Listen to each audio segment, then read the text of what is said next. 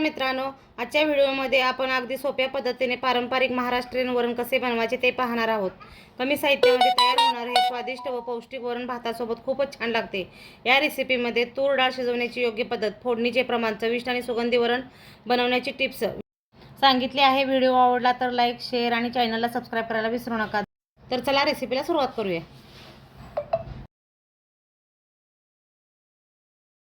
आज मी तुम्हाला वरण करून दाखवणार आहे बघा। तूर डाळ आणि मूग डाळ दोन्ही मिक्स घेतलेले आहेत मी। तर आता याचं आपण वरण करूया। प्रथम मी डाळ स्वच्छ धुवून घेणार आहे बघा। बघा डाळीतलं पाणी किती घाण निघलंय, त्यामुळे डाळ धुवून घ्यायची। तुम्ही असंच दुकानातून आणताय ना असंच कुकरला लावताय, त्यामुळे डाळ स्वच्छ धुवून। आता मी वरणासाठी डाळ लावत आहे बघा।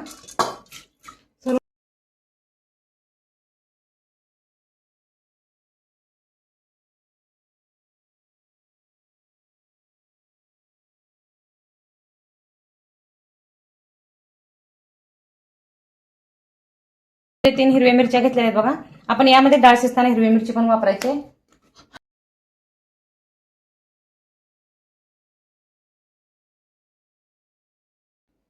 एक टोमॅटो पण मी वापरलाय बघा यामध्ये।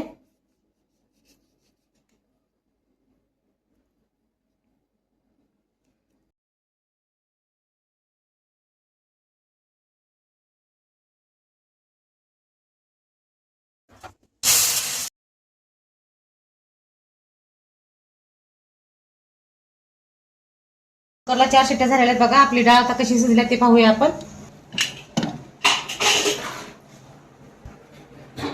बघा एकदम गार मऊ लुसलुशीत डाळ शिजलेली आहे आपली। आता आपल्याला यामध्ये पाणी ओतायचं आहे। तुम्हाला कितपत वरण पाहिजे त्या हिशोबाने तुम्ही पाणी वापरा। एकदम मऊ शिजल्यामुळे आपल्याला काही घोटायची पण गरज नाही, नुसतं उलताना बघा होऊ शकते डाळ एकदम। आता आपल्याला फोडणी तयार करून घेऊया आपण। मी एक 8 ते 10 लसूण पाकळ्या घेतलेल्या आहेत बघा। हे आपल्याला बारीक चेचून घ्यायचं आहे।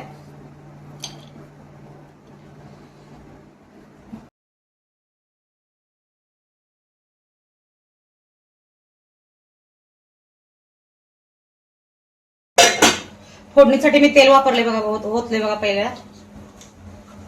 आता आपल्याला मोहरी टाकायची,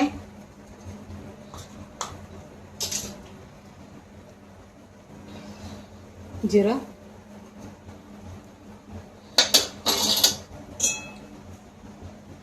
आता आपली जिरं मोहरी तडतडू द्यायची बघा आपल्याला। पहिला जिरं मोहरी चांगले भाजलेलं आहे बघा। आपल्याला कढीपत्ता टाकायचा आहे। आपण लसूण चेचून घेतला तो लसूण पण टाकायचा आहे आपल्याला। लसूण जिरं मोहरी चांगले भाजू द्यायचं आहे बघा आपल्याला। थोडीशी हळद टाकायची,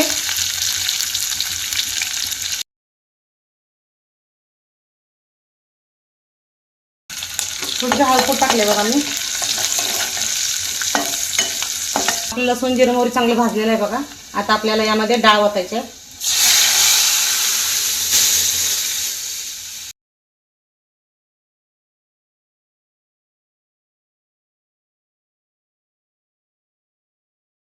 तुम्हाला कितपत पाणी पाहिजे तेवढं त्या हिशोबाने तुम्ही पाणी वापरा। मी हे 4 माणसापुरतं वरण केलेलं आहे बघा।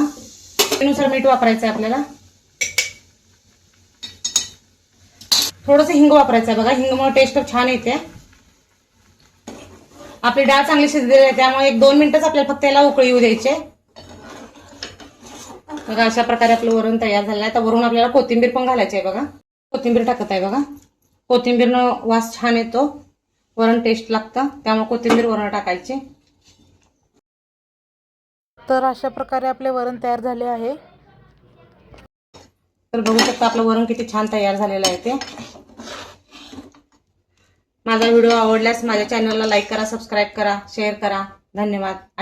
अशा प्रकारे आपले स्वादिष्ट वरण भात तयार झाले आहे।